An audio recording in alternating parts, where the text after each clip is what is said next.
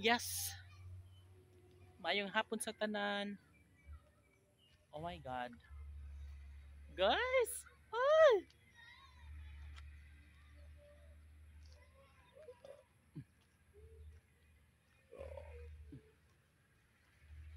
So, pauwi na tayo, no?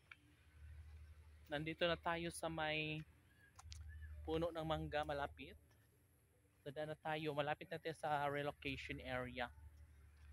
Guys, dito kami kumakahapon ng bayabas. Tingnan natin baka hinog na yung iba, no? Baka makakain na naman tayo ng bayabas na napaka-sarap. Promise. Ayo! Amang? Amang? Amang? Mga itagkuan.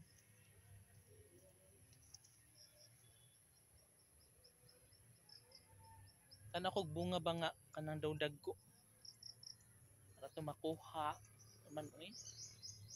Mamaw? Mamaw? Mamaw? Guess nahurot na din mo gahapon ang bayabas oy. Na bayabas wala na bunga. Ang nakuha namin gahapon upat ang ako nya ka Janet upat pod. So since gamera ang bunga, nagtay bahin ani ron. So ato na lang siya agian. Guys, yung gisa ni sando or jersey, ayan. Diyan talaga nilagay sa may papaya. Baka mabahuan ang ano, papaya. Oh my God.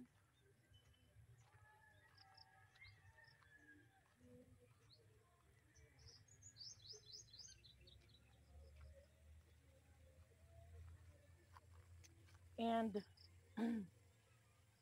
oh my God. Guys, ito pa, maraming bunga ng batilis ngayon. Yung ipil-ipil. Nandun yung sobrang ano, guwang ng mga ipil-ipil. So, dapat yun ang kukunin natin.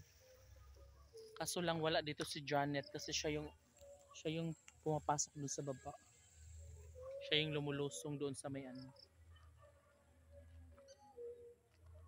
Ay, maraming mga wild pipino dito mga kaibigan ko. Oh. Kumakain kasi si ano nito. Amang? Amang?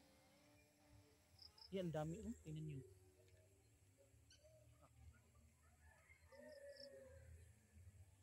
Diba?